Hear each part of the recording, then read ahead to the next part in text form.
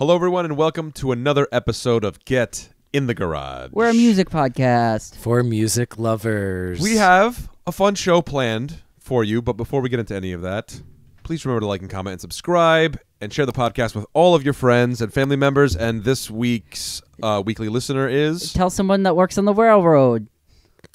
What the fuck? A railroad worker. This explains the low numbers. Oh my god. Anyway, we have a fun show planned for you. Back to Luke real quick, just to let the good people know, what's going on this Choo-choo, episode. guys. We have music news like every week. Stay informed. Then we are going to cover the musical year that was 2016, and we are going to tell you what our favorite albums were from 2016. Then we have brand new music reviews from Måneskin. The album is called Rush! Exclamation point.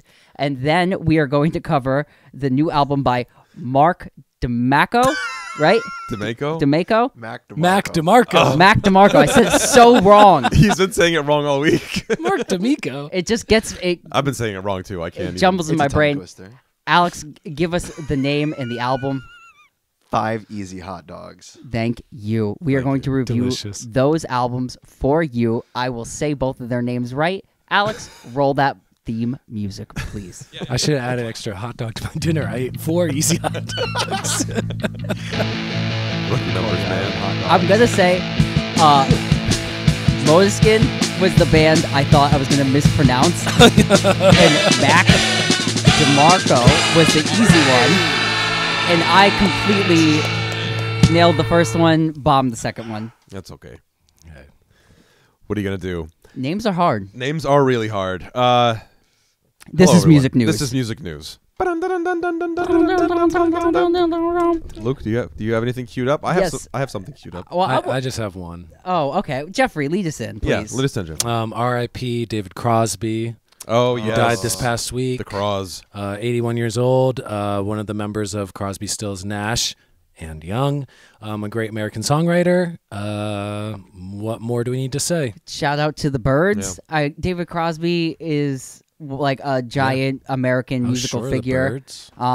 One of my favorite bands of the 60s. He was in many like the 60s, 70s, important, and had a great late years renaissance. Yeah, he made like 5 albums in the last 5 years. And he made like one solo album in like the 30 years before that. So, yeah, David Crosby, man, big loss, great mustache. How about any outstanding tracks? I'll recommend a track he did maybe like 7 years ago with the jazz group Snarky Puppy. He was part of their Family Dinner Volume 2 series, and he sang a song called Somebody Home, I believe. And a beautiful, like, simple hymn strumming, folksy guitar and singing, and a very lush, minimal, like, supporting sound from the large jazz band. Nice. I'm gonna go almost cut my hair from the first, Crosby, Stills, Nash, Young record. One of my favorite protest songs about cutting your hair, David Crosby, getting real with it. And then I'm gonna go with the left out Birds track, Triad, about thruppling, which is a classic David Crosby song. So check those two out. I am not a huge David Crosby fan. This guy over here. Full disclosure. Wow. However, there's a great performance with David Crosby and Graham Nash. They come in and they sing with David Gilmour when David Gilmour was doing his On an Island tour. There's an album that's live in Gdansk that was really popular, but this was at the Royal Albert Hall in England. It was really good, man. They come, they do some backup vocals with David Gilmour. Sounds great. Also, shout out to David Crosby for being in one of my favorite movies of all time, Hook. He's the pirate. Yes, He's the pirate that screams, "Help me, Daddy!" at the children. And then he gets a plank smashed into his nuts. Yes. And he yes. goes, Oh, yeah. Yeah, so shout out. guys in that. Shout out to Hook. Right? A master harmonicist. Harmonicist. Harmonist. Great at harmonies and a master thespian as well. Rest in peace to the Cross. Yeah. Gonna miss that Twitter account. Yeah. his second favorite album of all time. His Really? first favorite album, Asia by Steely Dan. Rock on, Cross. Rock on Cross. Luke, do you have some music news lined up? I do. We've been railing against Ticketmaster here at Get in the Garage for the past, Rightfully so. year. Obviously, we covered the Taylor Swift fiasco that had happened with Ticketmaster. There was a Senate hearing this week where senators rallied around the idea that Ticketmaster was a monopoly, mostly the Democratic senators. Amy Klobuchar was one that made comment, and Dick Blumenthal, Big dick. from Connecticut, represent. Swing low, sweet cherry. Also had something to say. Alex, if you could play that video, hopefully we will hear it in our headphones, and I will put it up for all of you to hear. Ticketmaster had the temerity Quotes Taylor Swift. to imply that the debacle involved in pre-ticket sales was Taylor Swift's fault because she was failing to do too many concerts. And may I suggest respectfully that Ticketmaster ought to look in the mirror and say, I'm the problem. It's me. I knew you were trouble So- when you walked in. he just starts quoting every Taylor Swift song. Song ever. So, most Bad people reputation. in the room did not get the joke. As you can hear, there were minimal laughs from the Senate hearing. Sounded like most of the females in there did laugh. But anyway, Dick Blumenthal tried to, make a clippable thing. It went around. I don't know if it really made like a big splash, but it's going somewhere. There was also the CEO of StubHub was invited in to talk at these hearings, and they kind of went back and forth. StubHub says that Live Nation Ticketmaster is a monopoly, and obviously Ticketmaster says that what StubHub is doing, the reselling of tickets, is the real problem here. So I'm going to guess that nothing's going to happen from this, but we will see. Ticketmaster's like the mob boss, and StubHub's like a loan shark. Who's like, hey, man, I want a cut of this. Yeah, right. So that's what was going on. They were kind of doing that in front of the government, the senators, and we'll see what happens from it. Knowing the government that I live under, probably nothing. So we will keep you informed. That is your Ticketmaster. The fees are going to go up now. Oh, you bet. Oh, their fees are going to skyrocket. You got to pay for their goddamn lawyers. Yeah. I have some music news. Not to bring it, I guess, sort of to a potentially negative thing, but Bring us on down there, bud. 2 German festivals have dropped Pantera from lineups, and other artists express concerns. So Pantera is not really Pantera. It's kind of like Pantera Light. You have Phil Anselmo on vocals, and then you have Rex. I can't remember his last name.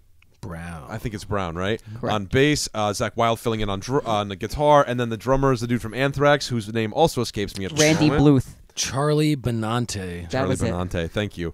So, there were some concerns that were expressed because in 2016, Phil Anselmo screamed white power and did a Nazi salute on stage. And the Germans kind of are like, hey, man, we're good with all that. We don't want any part of that. And it's like for obvious reasons. So they're like, do we really have to say, like, So do we have to staunchly, spell it out for you, man? since World War II, Germany has taken a very anti-Nazi stance for obvious reasons and will not touch anything like that with like a 10-foot pole. I don't really blame them. That band kind of has that connotation around them, and they really haven't done a whole lot, in my opinion, to squash those connotations. Am I alone in this opinion? What do you guys think? Because I think Pantera, and I know they're not everybody that likes Pantera is associated with that. Obviously, I like Pantera. Yeah, right. But I also think that band has some self-issues with how they represent themselves. Yeah, I mean, they're like the Texas guys, you know what I mean? They sport the rebel flag. Like, it's, there's kind of things that are happening where you're like, well, you did all the signs beforehand, and then you screamed white power during the Trump election. So, I don't agree with their viewpoint, but also it's like they're a rock band, man. They're not like politicians. They're not heroes. Agreed. Don't book them if you don't want to book them. Book them if you want to book them. That's how I feel. The likelihood this dude's going to say something like that again, I would say probably minimal. Yeah. Could it happen? I guess. I don't know. Right. So who's to say? I don't know. They're on deck to open up for Metallica on a couple stadium dates, and then they're doing like random festivals and kind of doing like a tour themselves and stuff like that. You know, so we'll see. I don't think that this was with Metallica, the stuff in that was planned for it looked Germany, like kind of solo-y festival dates. Yeah, right. So, you know, I mean, who knows? Who knows? But I saw it, and I was, you know, kind of like, well, I don't know. Bummer. Hopefully he doesn't really feel that way, and hopefully, you know. Yeah, he claimed it was a joke and, you know, being satirical and all that. But We really would, you know. But also, You hope. Weird thing to scream in front of a group of people. Yeah. Okay. So fire in a crowded theater. I'm joking. That's kind of Yeah, what that is, right? In other musical news, Justin Bieber sold his catalog. Justice Bieber. Thank you.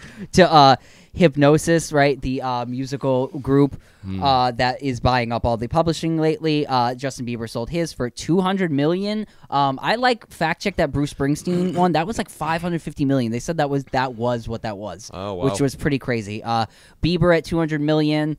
Pretty good. I don't know if that's the way to be going right now, but everybody seems to be selling, or Taylor Swift is doing the opposite. But yeah, so that is the news in that. Well, and front. also Justin Bieber, I forget the number. I'm not going to look it up, but if Alex wants to, you can. I thought it was like 270 songs are in that catalog.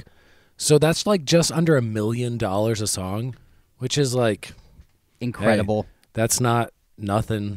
So it was a great price. And now tag. that everything in the music industry is moving to your music is 1 billion streams equals $15, it's like might as well get the money there because he's gonna still sell merchandise, et cetera, et cetera. But like getting money from album sales that's not the world we're ever gonna live in again. I don't think.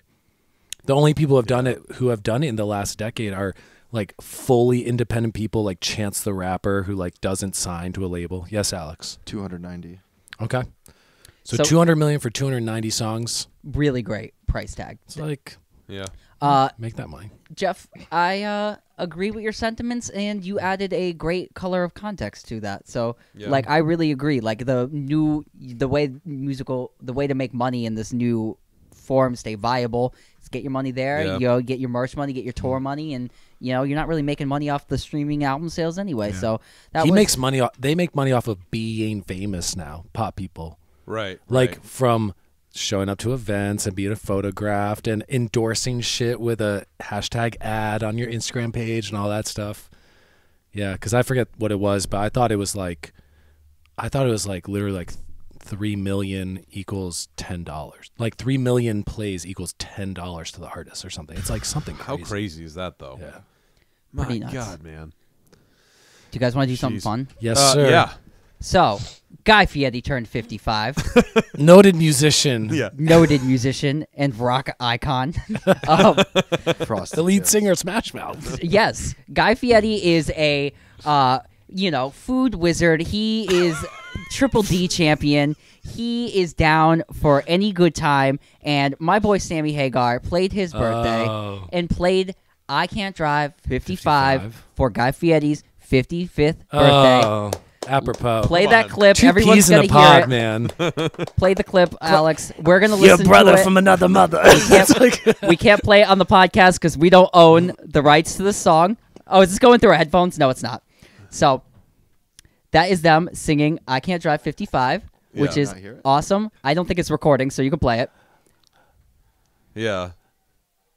I'm surprised neither of them is wearing a set of sunglasses behind their head. Oh, right? Is Sammy no, I think Guy Fieri has them on. Sammy Hagar is wearing sunglasses on his forehead. They look like bizarro world versions of each other.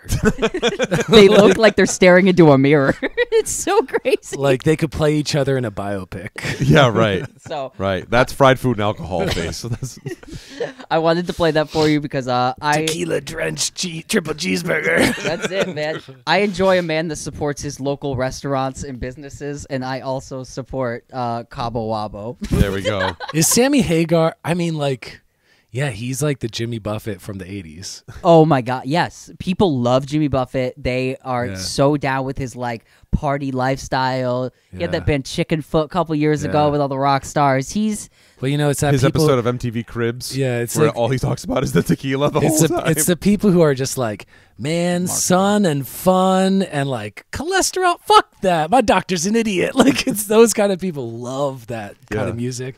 he's the rock and roll Jimmy it. Buffett. Yeah. Love it. So rock you on have it. Sammy Hagar. Happy birthday to Guy Fieri. Happy birthday, Guy Fieri. Triple D, baby. You got anything else? Well, we're kind of running out of time for music news, but I can hit a couple of headlines real quick, just rapid fire. Rapid fire us. Okay, Panic at the Disco is calling it quits. One guy broke up a band. That's weird. Yeah, it's crazy. He looked in the mirror. He said, I think we need to go our separate ways. So bizarre. Up next, Madonna biopic has been scrapped because Madonna, instead of directing her own biopic, decided she wants to just devote her time on whatever the fuck Madonna's been doing lately. Watch her which is last like- episode. She had to direct that kitchen table, man. It Yo, was I crazy. watched that video. Oh my God. So insane. Yeah, right.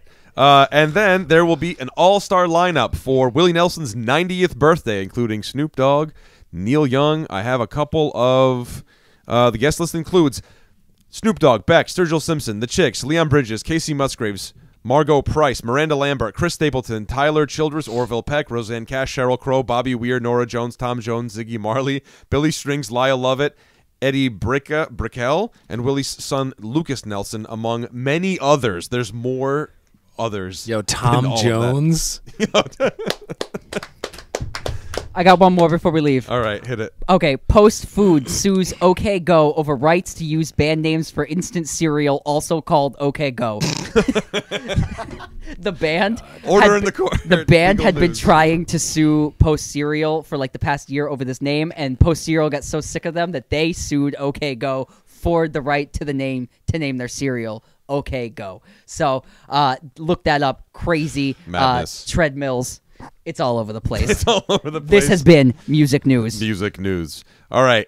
Onward we go. We have a recurrent segment that's been happening lately that Alex will pick a year kind of out of a hat sort of thing, and then we'll tell you about our favorite albums from that year. So, What's this year, Alex?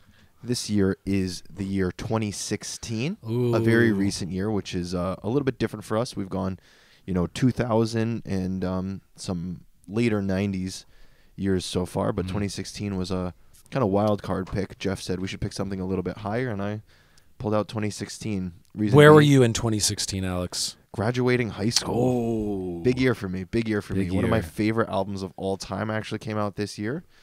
So it was a really interesting Cool. year for me, and it is noted as a big turning point in a lot of people's lives. 2016, that is. yeah. Big in So, the meme culture.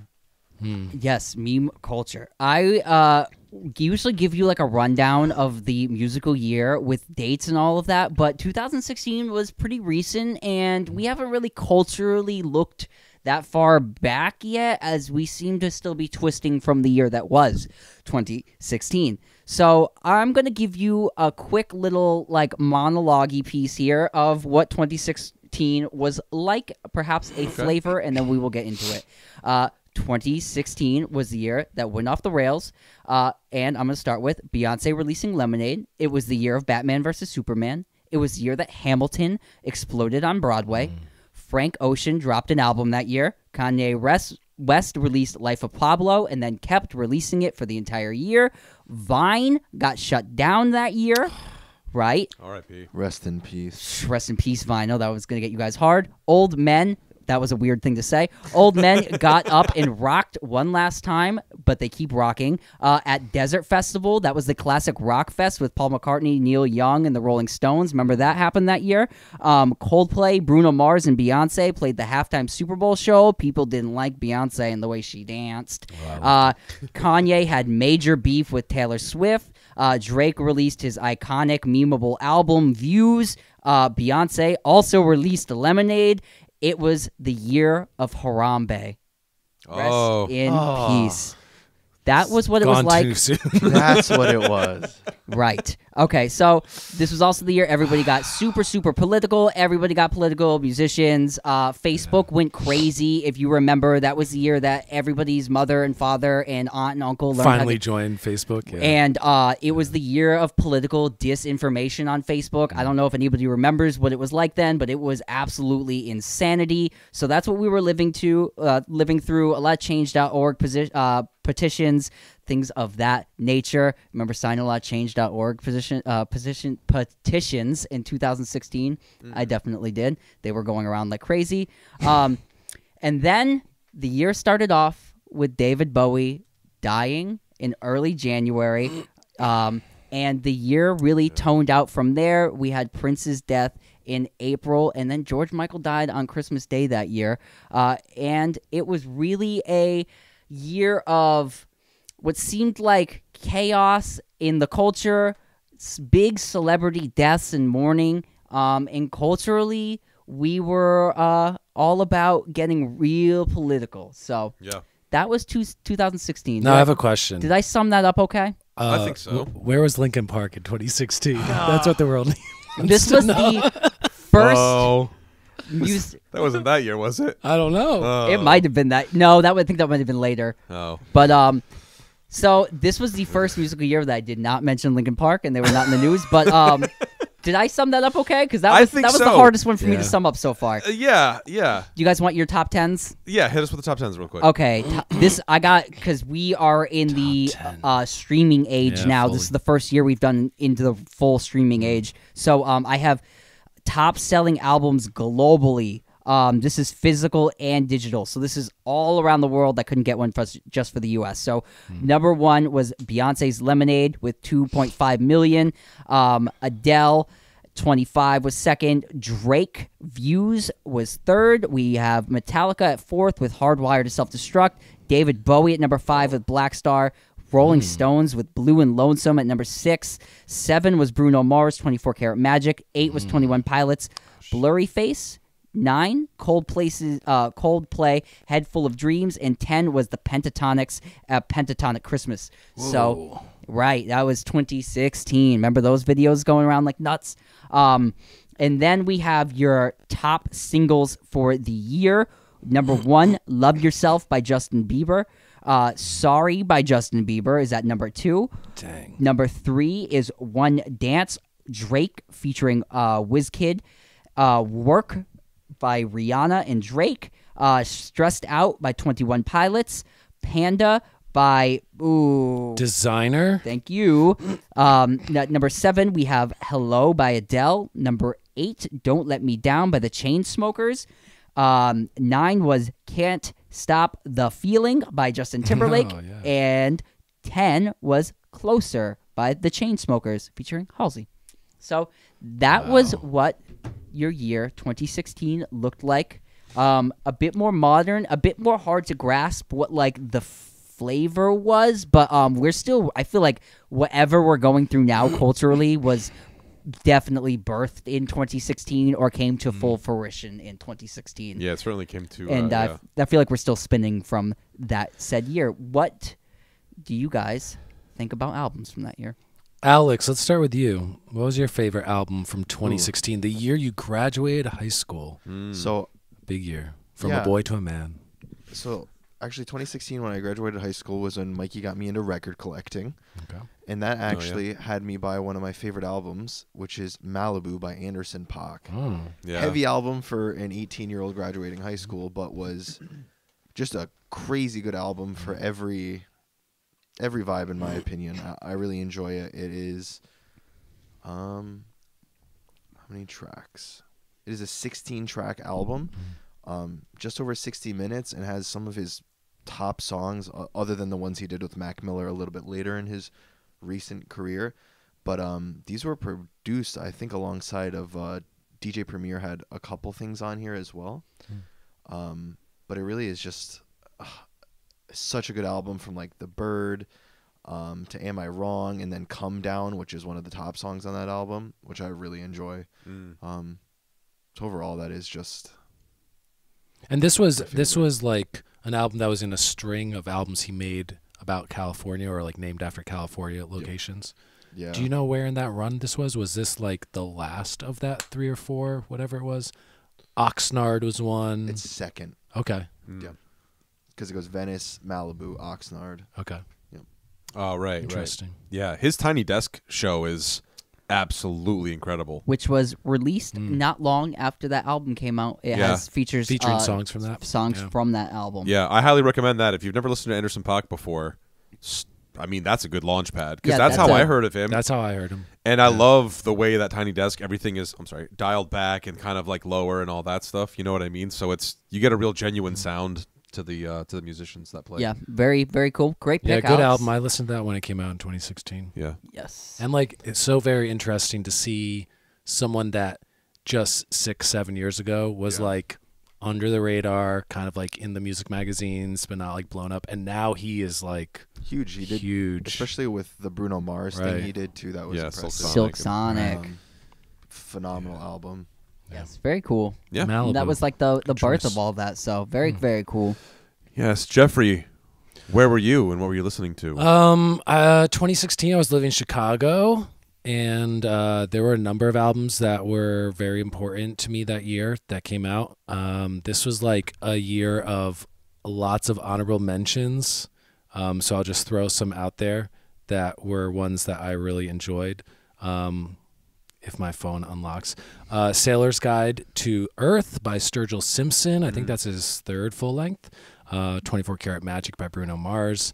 Untitled Unmastered by Kendrick Lamar, which is kind of like the B-sides from To Pimp a Butterfly. Anti by Rihanna. 22 A Million by Bon Iver. The second 1975 album, I Like It When You Sleep, etc., etc., etc. Life of Pablo was my runner-up. But my number one is Blonde by Frank Ocean, which came out in the fall. Like 2016, I listened to Life of Pablo the entire year because that came out, I think, February 15th-ish. And I got a Tidal subscription just so I could listen to that album. Like I did the free demo of Tidal. And I listened to that for the whole year. But then in the fall, when Frank Ocean dropped Blonde, that became like the soundtrack for my next like 2 or 3 years. Like it became an album that I would like listen to in full like once every 2 or 3 days. Phenomenal. Great album release August 20th. You're right, like right on the cusp of that like fall break, and like an album that changed your life, right? Yeah, this was like, I mean, I loved Nostalgia Ultra, the mixtape that Frank Ocean released in like maybe like 2010. I really love Channel Orange. We reviewed. I thought, didn't we listen to that and talk about that at one point? Yes, Channel we did. Orange. Yeah, right. Possibly. I think we did Blonde, to be honest with you. Maybe we did do Blonde. I don't know. I don't remember I know, I'm talking trying to about remember. Blonde for this podcast. We definitely did a Frank Ocean album at one point, but I don't remember which one it was. Yeah, I'm trying to remember. I can't quite remember. So Blonde is like weirder, and it's more like journalistic diary type of songwriting. It's stranger because Channel Orange is more conventional hip hop inflected R&B music, but Blonde is like this sprawling, like autobiographical, like really opened up album. Includes some of my favorite songs that he's ever made, and I'm not even gonna like name them because it's like pretty much, I think it's like a 20-track album, and like 16, 17 of the songs are like perfect songs in my opinion. But this was an album I listened to a lot. Headphones, riding my bike around the streets of Chicago, and this is the album of, possibly the album of the decade for me, is Blonde by Frank Ocean. When you were in Chicago, we actually had a FaceTime call that I want to remind you guys about, sitting at Luke's table in his old house.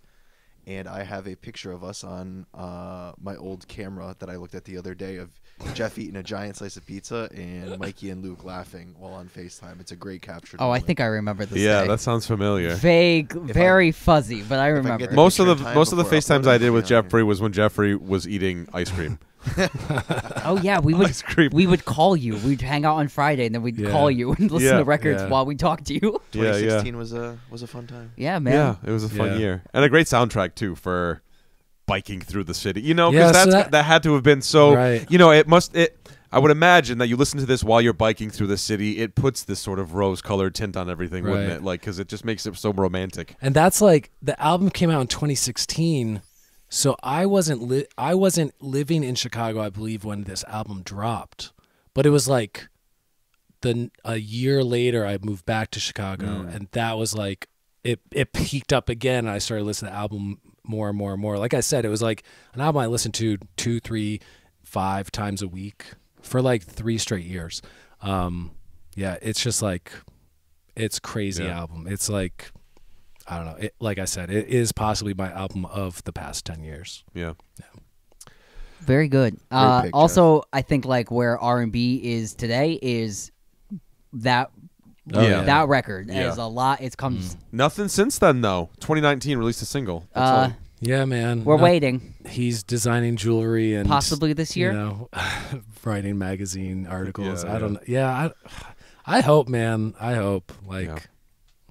We'll see. Michael, see. do you want me to go? You want to go? I can go. All right, let's do it. I can go. So in 2016, I was doing pretty much what I'm doing now, just not a father at the time.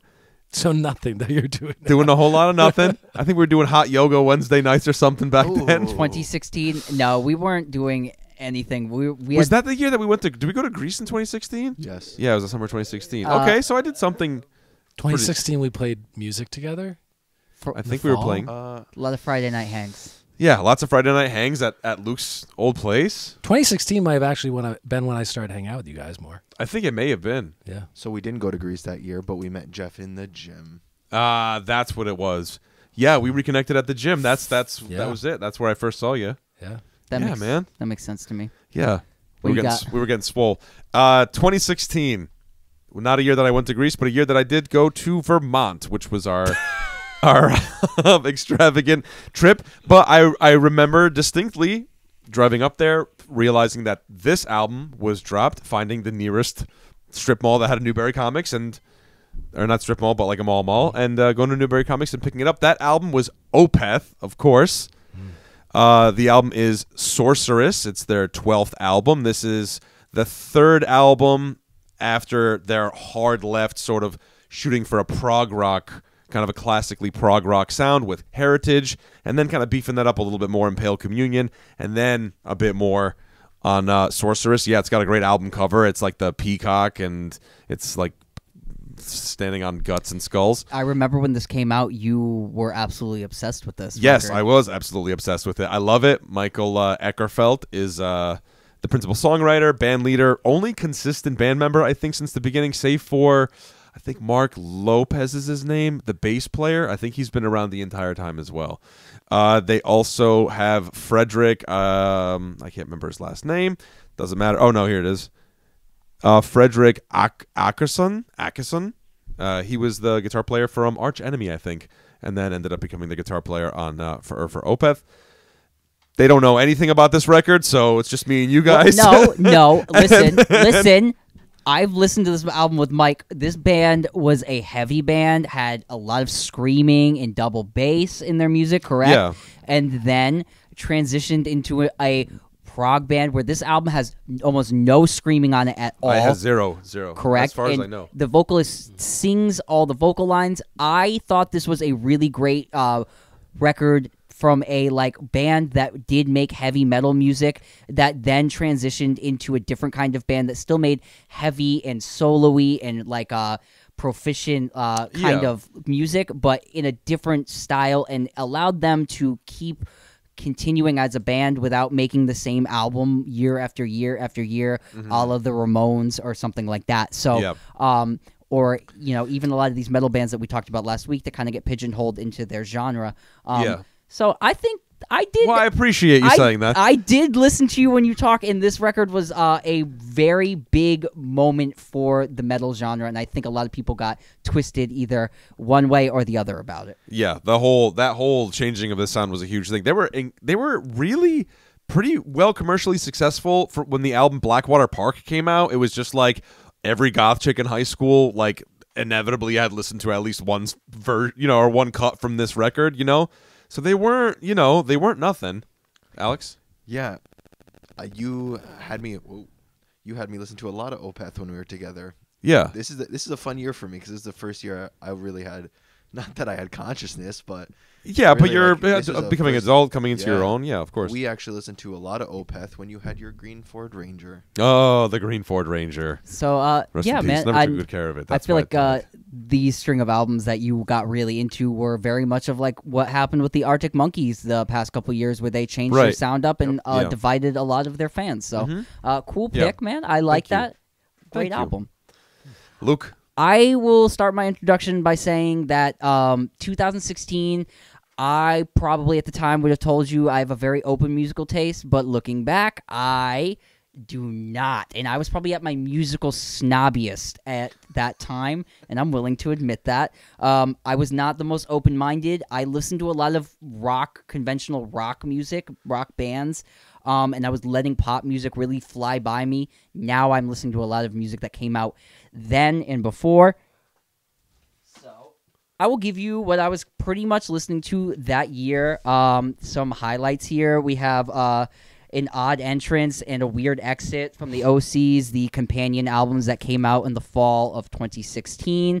I'm going to also shout out a record that I gave you 2 weeks ago that I thought was great, which was Post-Pop Depression. This is Iggy Pop, Josh Homme, and Matt Helders, the drummer for Arctic Monkeys, together. This is a fantastic record. Iggy Pop's probably best in 30 years.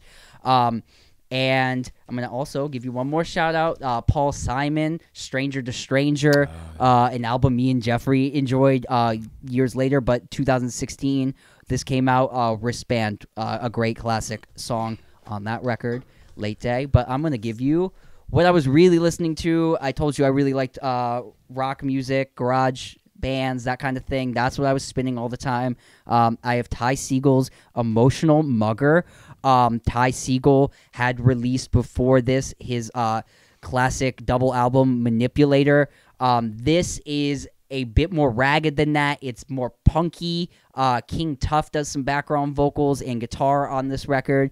I really, really got into the Ty Segall sound around this when this came out and got really conscious of who he was then and started buying all his records. But I'd say the performance that really won me over was the KEXP live version of Emotional Mugger, where Ty Segall is wearing a baby mask and drooling It's so crazy. all over the floor. He puts his whole character on that he usually kind of doesn't do in his live performances, and really took on the man, baby, child thing. This is a concept album. Yeah, there's a picture right there. Yes, this is a concept album kind of about a love relationship that turns sour between two out of control people.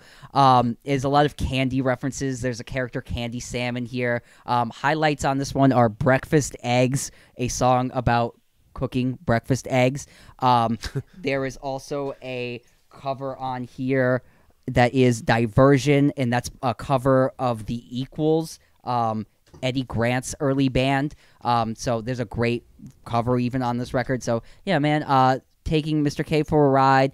I like all the songs on here. Candy Sam, it's really garagey, really punky, and kind of has a lot to do with like the Donald Trumpy 2016 like man baby election kind of thing. Child society, that kind of thing. Yeah. So check it out. It's really cool. Political in not like the obvious way, but like the more fun, silly way. And check out that KEXP performance. It really highlights what the album was for me. Also, if you're interested in Ty Segall, the way that I got into Ty Segall was listening to another band that he's a part of called Fuzz. There's, I think, 2 Fuzz records. 3 now. 3 now. So give Fuzz a listen, too, because that's The stoner rock the version. stoner rock version, which is like totally my cup of tea. So, there's one where it's just as Fuzz. Well, I don't know the third one, but the 2. It's Fuzz, Fuzz 2, Fuzz 3. There you go. And Fuzz 2's got a dragon on it. It's a real fun cover. So, there we are, guys. 2016. That has been it. What a wild ride. We have an even wilder ride, so don't go anywhere. Music reviews coming up Music next. reviews coming up next. We'll be right back.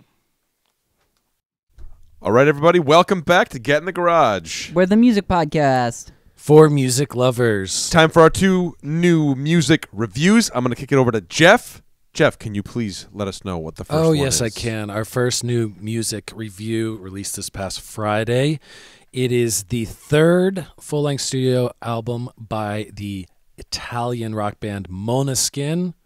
That is spelled M-A with a little O symbol on top. I don't know what they call that letter. N-E-S-K-I-N. Måneskin, which is Danish for moonlight, because their bass player is half Danish, and they were coming up with band names, and she suggested that word.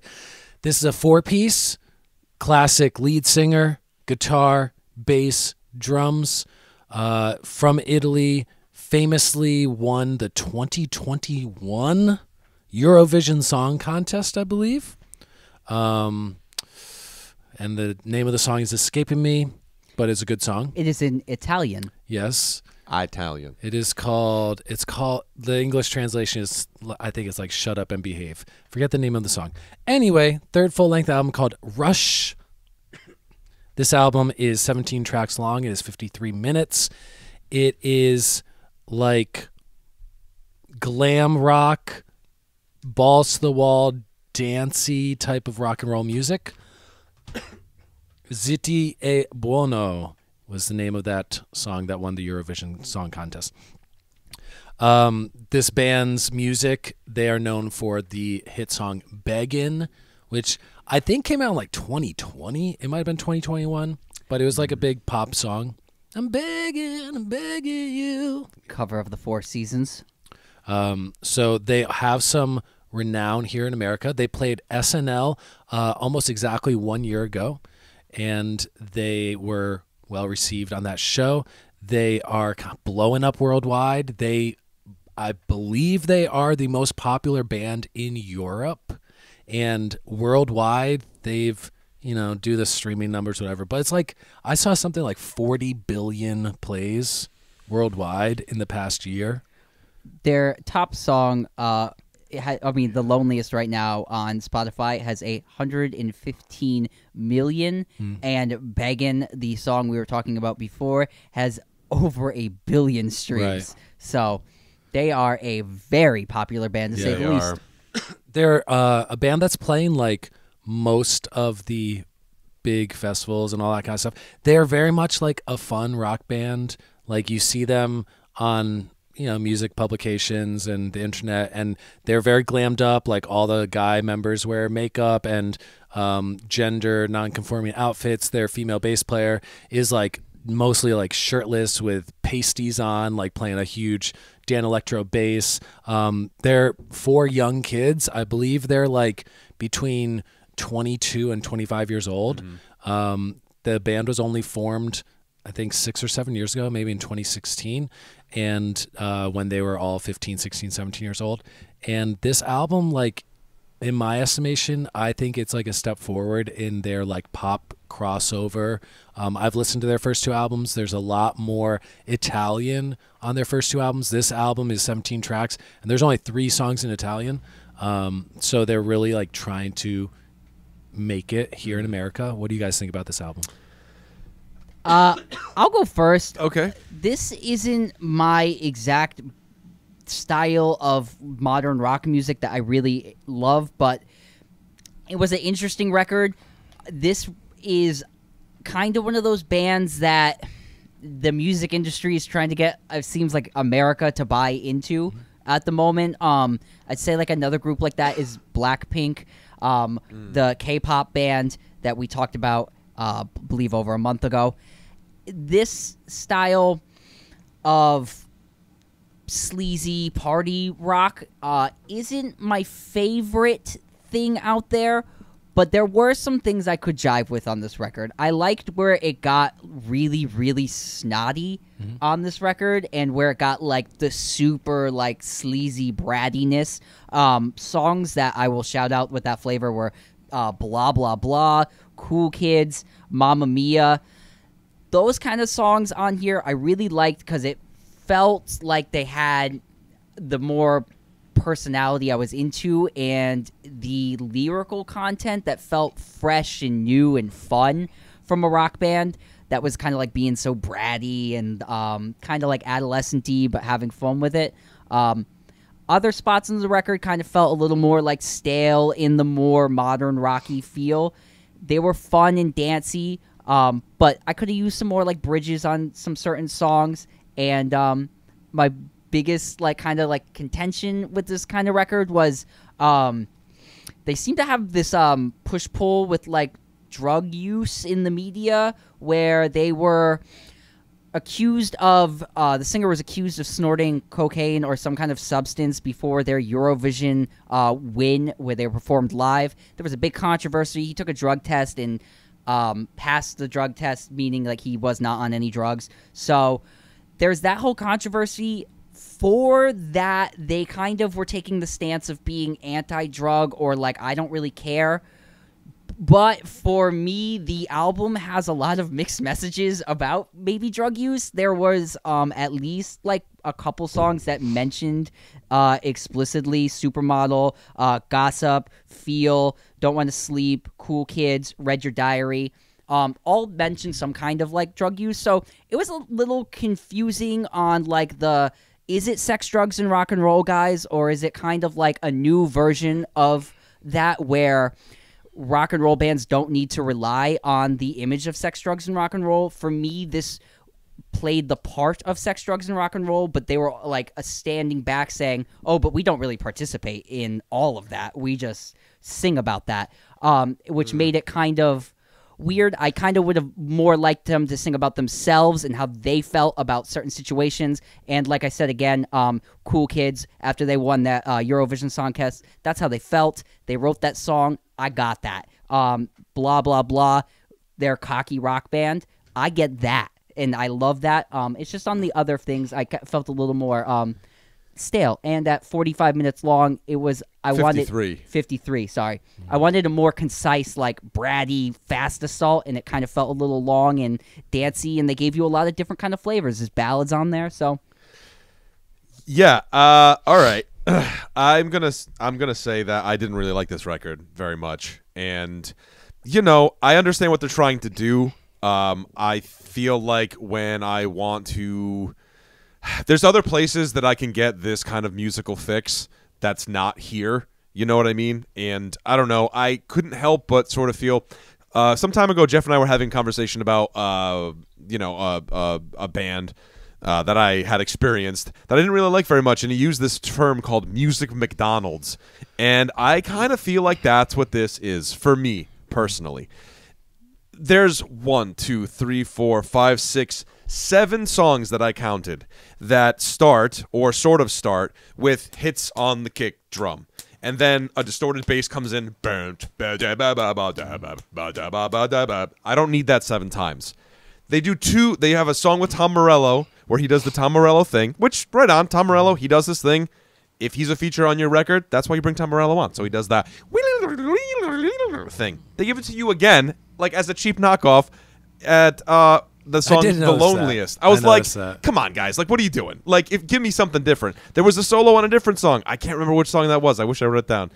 There's a couple. Solo? There's a couple. There's a good outro solo. Yeah, there's some cool stuff. You get a little bit of that Jack White, like my amp's about to explode kind of sound thing going on, which that's cool. But I'm like, you basically took the Seven Nation Army format and wrote 7 songs to that format, and for me, that just felt a little bit lazy.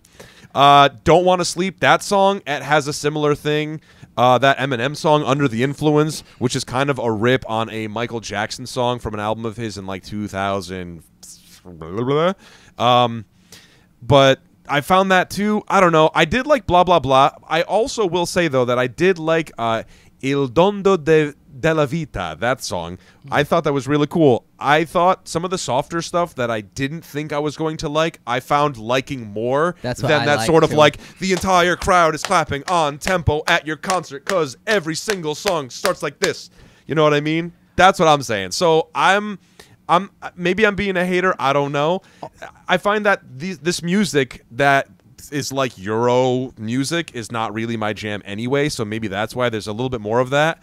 You know what I mean? What did you guys think of? I wanted to talk about like why did you guys think of all the Italian songs being crammed onto one spot on the record? Because I didn't really like that either. I was like, no, Italian, the opera. Yeah, and I was just like, no. That was my least favorite part of the record.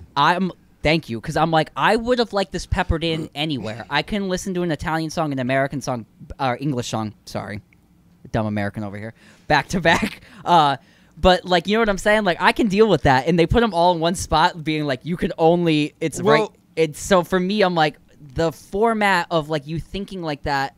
I just want it to be more like this is about that. And then speaking of that. What did you guys think about that song that's named after the guy that killed John Lennon on this record that is sung in Italian? Mark Chapman. Thought that was a little weird. Let me start off by saying, hello, fellow kids. All right. I understand. Jeff, I understand what you want, which is songs without bridges, which are songs that are 2 minutes and 15 seconds long, which are songs that are pretty much stick to the script and follow the formula. I get it. It's not our generation type of pop music. That's possibly the Mark David Chapman song, named after Mark David Chapman. Songs in Italian. All the lyrics are about someone being obsessed with you and stalking you. So I get it, but did you? Am I it's rock and roll, man? Am I an old man or am I? It's like dudes wearing fishnet shirts and nipple piercings, and they're trying to be controversial. I get it. Whatever. Oh, okay. When you put it like that, I get it a little more. But for me, I was like, "Ooh, that's weird taste for me." Yeah. We're old guys, though. We're old, and you might be right because when I read it, I was like, "Oh, that's weird." But at the same time, I get the point in trying to be crass to prove your point. So. I'll give it to him. I wanted to talk to you about it because I wanted to see how you guys felt. Yeah, I like this album mostly. The critiques I have are the 3 Italian songs back to back to back. I didn't enjoy because like I'm cool with more Italian, and especially like if you are only gonna put 3 out of the 17 songs in your native language, spread it out. Like pepper it in. It's more interesting as a listener if I hear 4 songs in English, then a song in Italian, then 3 in English, then like mix it up, not just like, oh, here's the next 12 minutes is in Italian. That being said, I think on this album the best music is their English music. Like I thought the 3 Italian songs were okay, but like the way they attack, especially the lead singer Damiano David, I believe is his name, he sounds better in English, doing the English enunciation and attacks and phrasing than I think he does on these 3 Italian language songs. I like the energy and vibe and sound of this band. Like for a rock band to sound like how they actually would sound live on their record. Granted, the best version is the studio record and stuff, but you, as musicians, you can listen to that and be like, yep, during this guitar break, the guitar is playing a solo or some other thing, and there's not another wall of guitars happening behind it. Like, they did that on maybe 1 or 2 songs. They had a rhythm guitar behind the lead guitar, but for the most part, it was like, the drums are being drums, the bass is being bass, the one guitarist is being one guitar, and the singing is being singing. The other, I guess another thing that I thought maybe the band will progress to, because I thought the vocals were more enjoyable on this record than in past albums. I feel like Damiano's voice is getting stronger. He has that kind of constant vocal fry thing. Yes. Because I guess he has something with his vocal cords that just makes everything have that like kind of drony like thing in the center of it. That's almost like throat singing ish. You know, that rock and roll rasp, but it's persistent. But there are moments on this where it wasn't great. Most of this album, it wasn't great. There were only a couple moments where I found it exhausting to hear that kind of slight rasp the whole time. Vocally, it's like the delivery is all medium high to high energy vocals, and it is mostly like in this medium high range. Like there's not stuff lower, there's not big screaming stuff high. So maybe as a vocalist he'll be able to expand his his tools in upcoming releases. But that was another thing where as a vocalist I'm listening to a song and I'm like, okay, another song where really the vocals is 5 notes, which is pop. I mean, it's most of pop music for the last 80 years, so it is what it is. But just gonna throw one out there is, I say it a lot when we review modern rock records, but the Willow Smith vocal range on her record, where she was kind of singing more creative lines over rock music. yeah, something like more of on that. I felt that too because I was like, a little like. All that being said, I really enjoy this record because, like, as far as fun, frivolous, flippant rock and roll pop music, like, this is the best thing in that realm that I've listened to that we've reviewed for as long as I can remember. Because, like, that Will Smith record is not really at all trying. Will Smith is like, I am trying to be underground alternative. Yes. These guys are like, we are trying to make radio hits. We are trying to unseat the Imagine Dragons of the world. You know, like those bands that I find much more generic and much more like, or, you know, the Chainsmokers and all these kind The of 2016 bands. Yeah, that have their formula of what they do. Like, I get this band's formula. I find it more interesting than other pop rock band formulas of the last 5-10 years. And the fact that they're from Italy, like, maybe they'll keep mixing it up and bringing some more European and world type of flavor into it. Yeah, I like this album overall. It's, I would say, 2 or 3 songs too long, and mixing up the Italian and more Italian would have been more interesting. But, like, the hits are hits, man. Like, I mean, I'm not going to go down the track list and whatever, but as far as, like, the first 10 songs, there were, like, 2 that I was just like, okay, whatever. Because the rest, I'm like, yo, this shit's as, like, pounding and as catchy as that Beggin' song, which is, like, was everywhere. That was a ubiquitous song when that was out. Yeah, I don't know. This is kid rock and roll music. And I like the fact that it's rock and roll, like, not trying to be pop punk, not trying to be, like, weirdy, gothy, hot topic-y. Like, they are very, like, we are glam rock, like, pop songwriters. They worked with Max Martin on a number of these songs, who is, like, look him up, Max Martin, Swedish producer, songwriter, who, like, has written 50% of every pop song you've heard in the last 25 years. So I just thought this was very successful, and it will be a huge record for them, I assume. I'm seeing it's getting a lot of 6s and 7s on review things, but what's important is that there'll be 3 or 4 songs that smash on the radio, I assume, from this. I think so, and too. like that's why you make music, I guess, you know. Yeah. Really. Ratings. Start down? Yes. Yeah, I'll start. I mean, just being honest, being real, I'm giving this an 8. Yeah. Because, like, I really enjoyed it. What I really enjoyed about this, I really enjoyed. And my nitpicks are more nitpicks than, like, this band's whack to me. Like, fun, rock and roll. Yeah. I'm cool with it. 8. Oof. I'm going 5. Okay. I didn't like this record. I just, I don't know. And it's not for me. And I know it's not for me. And I understand that it's not for me.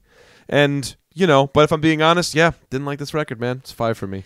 I'm going to go 5 as well. I think if they concised down what they were trying to do a little more, also, you know, I enjoy, I don't really enjoy the sex, drugs, rock and roll thing in the modern. I'd rather just have, like, whatever you're feeling or talking about. From that, like, the real rock and roll image of this band for me on this record was probably what didn't play well with me on it, so I'm going to go 5. Let's give a minute to our resident 25-year-old. Alex, what were your thoughts about this record? Yeah, let's hear it, because we're very divided. Make that mic nice and loud so we can hear you. So I didn't listen to most of it, but I did listen to 2 songs while we were sitting here preparing for the podcast, and they just sound like your modern pop rock songs. And I guess to kind of Mikey's point, it was a lot of these albums that are coming out now are like the same thing 10 times to make one big hit. Right, if they can get one big hit, it achieved what it's going to do. Like, I mean, so many of these have one song that just comes out on top of each of the albums. Yeah, so that's a great thing you're saying, too. Like, they kind of stylized, like, the writing a little bit to be, like, 3 songs in this style, 3 songs in that style, 3 songs in this style, and if one of them breaks, that's the one. That's not that's pop music, though, man. How many $19 albums did we buy and had 2 good songs on it? So many. Yeah. And how many of those bands did we really, or artists did we really, like, latch ourselves to because we invested $19? Right. Yeah, because for real, Power Man 5000. Almost every, right. You're like, almost, I like it. Almost every song, I agree with you that it's a bloated album, but almost every song on this album, you're like, this could be a single. Yeah. It's an album of singles. It's Right. not really it's not an album in Right. the sort They're of all- like, they're here's all this 20. album, you know? They're all 2024 too. Yeah. So Yeah. they're all Zoomers, man. Yeah. One more thing before we go.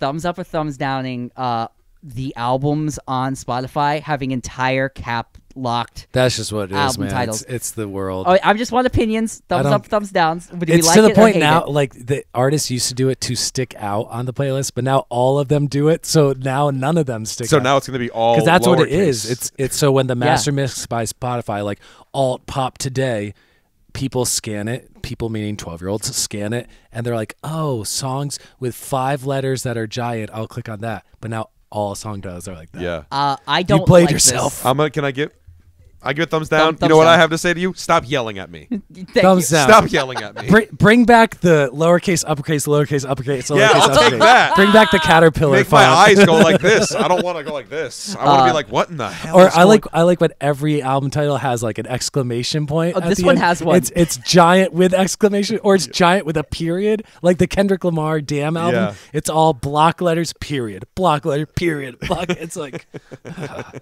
stop speaking so loudly. Yeah, I know. Stop yelling at me. Before we move on from that topic, Rush. That's named album. let's bring back the emo song title names where it's like a really long pun about a movie. Fucking kill me! Don't I- ever do that again. I gave one Don't ever do to that again. I gave one to Mike today. Fall Out Boy's Grand Theft Autumn. She gave me a rose and I gave her my heart. To like, Yeah, shut yeah. the fuck up. How about The that? strangest thing about being this way is Yeah. not being that way. Oh my gosh. That's a good one, Mike. Thank you. Um, Came up with that Moving off my on head. to our next new Yes, album. yes. This album is by noted songwriter. What's his name, Luke? His name is Mac DeMarco. Yes, it is. Mick Fleetwood. Mick Fleetwood. No, we have Mac DeMarco, and he released a brand new album of instrumentals. This album is called 5 Easy Hot Dogs. Mark DeMarco. Oh, that's- no, it's already off. just as fast as I got Just it. call him Mac. Just call him Mac. Mac is a artist from Canada. He has been the indie sensation guitar jangly pop guy for the past couple years now. I'd say like 2016 to probably now. He was blowing up. We all know him for smoking cigarettes and being the indie jangle guy. Wearing dad hat, like Fisher hats. Yes. He's had some like breakthroughs with 2 and the record before this. Salad Days was Salad a big Days. record. And he's really lived in that indie Yeah. pitchfork kind of world. Internet famous. Yes, I would say the indie rock we're kind of living in now is strongly influenced probably by like his earlier records. A lot of people listen to them. It's got a lot of like lo-fi vibes to it. What did you guys think of his latest release, 5 Easy Hot Dogs? Yo, you want me to start? Yes. Please. Please. Okay, so Mac DeMarco's music in general, he's like indie rock songwriter who loves like the Grateful Dead and jam bands and like noodly and like that kind of like I'm just a goofy guy who drinks 7 Coors Light kind of flavor and like I haven't taken a shower this week yet, man, but like I'll go swimming at some point this week. Yeah. Musically, I'm kind of cool with it, but I don't seek it out. If it's on, I'm like, it's like that kind of wormy guitar tone he has. He's like vibrato and chorus and like all this strange kind of wiggly sounds. He has a very kind of voice that's cool. It's like very everyman voice. This album I really enjoyed because I love instrumental music. I love mood music. I love vibe music. I love like jazzy kind of Latin-y kind of like world music-y stuff. So like I love this. This is my favorite thing he's ever made. It's 14 tracks, 35 minutes long. Like the instruments on this are like it's all instrumental. It's acoustic guitar. It's like that muted round bass. It's minimal drum set or like drum machine. There's like that soft brass type of synth lead. There's flutes. There's vibraphone. There's like a little guiro. There's a little wood blocks, and it's just like very like put put it on for your 3-year-old to fall asleep to kind of music. Yeah. Like, and that is music that I listen to a lot of. Like, I have a whole playlist called Instrumental Introspection, which is all albums like this, where it's like, I can put it on, I can drive to it, I can sleep to it, I can play Frisbee golf to it. Like, I really enjoyed this. And I wish there was some singing, but I see the vision, and I like the fact that it's all instrumental, and it's like little quick 2.5-minute songs. I'm down with it. This is an album I thought you were going to absolutely hate.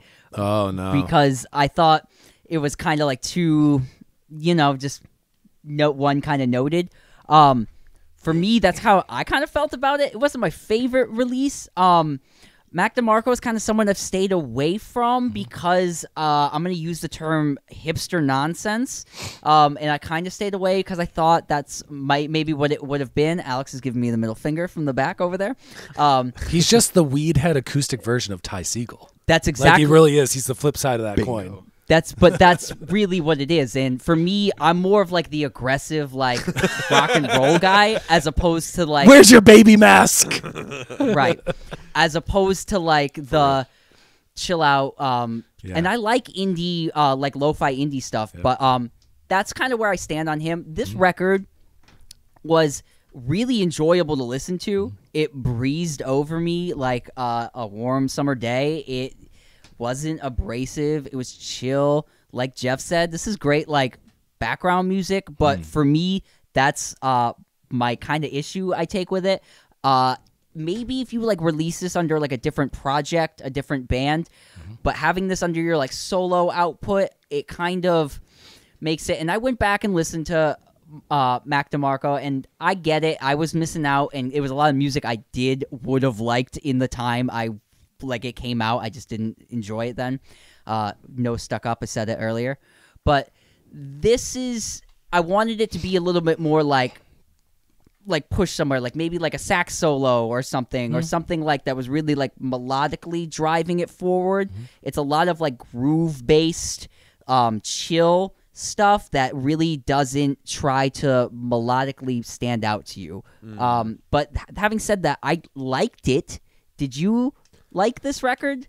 I liked it.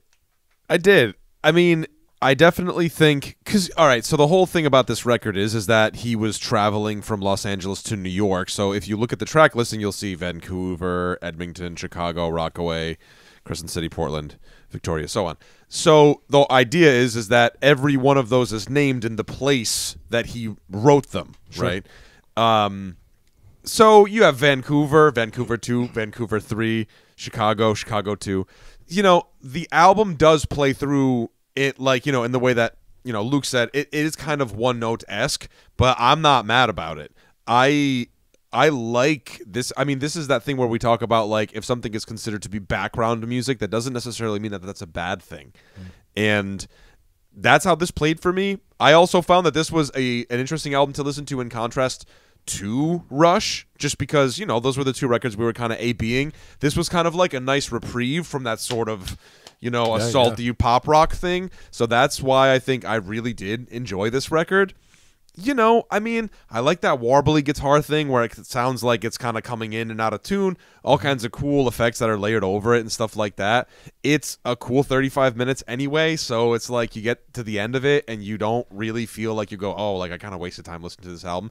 It's just nice. It's like Jeff said, I mean, this is a record, I put it on and I was like doing dishes after dinner one night and I was just kind of like vibing to it. Like, it's cool. It's like, maybe it's because it's my algorithm because I'm a 33-year-old man, but you ever get those, if you're on YouTube and it's like, this is live right now, chill hop for studying. And it's like a koala in a hoodie, like eating his eucalyptus. Yeah, right.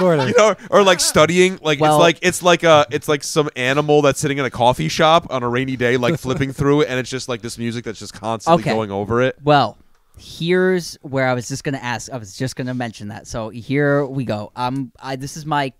That's my contention with this record is if I Googled, like lo-fi indie hip hop to study to, and this played, right?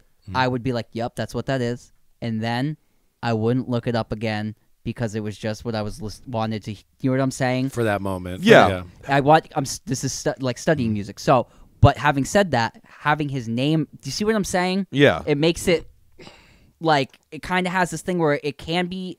It's anonymous, but it has his name on it, and he has a name.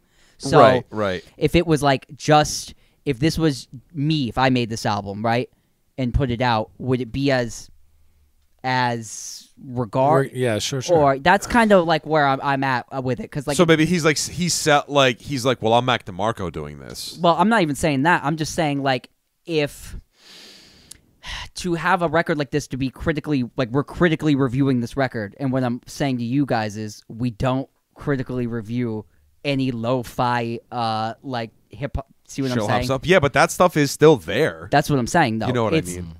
But the yin yang of that. Yeah, no, I hear one you. is this one's getting critically.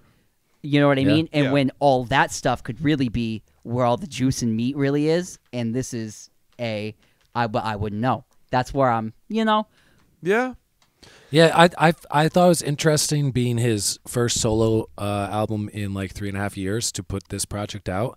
But I think it's also like him musically, like a different angle, a different side of him, and kind of getting away from that I'm a mid-20s goofball who's singing about fishing and heartbreak and all this stuff.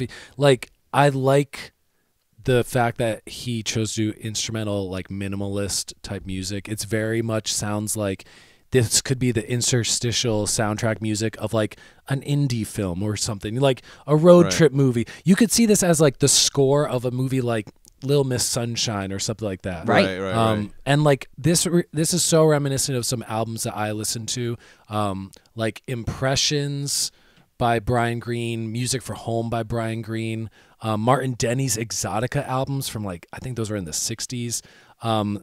Who's Hiroshi Yashimura's Green album. Yeah. If you know that one, where that's like keyboard based stuff, but it's the same kind of thing where it's like super putting a vibe and a little bit of surrounding of some like triangle and some guiro and some tippy taps to structurally make it a song. But yeah, like mood music, very mood music. What do you think about this album, Alex?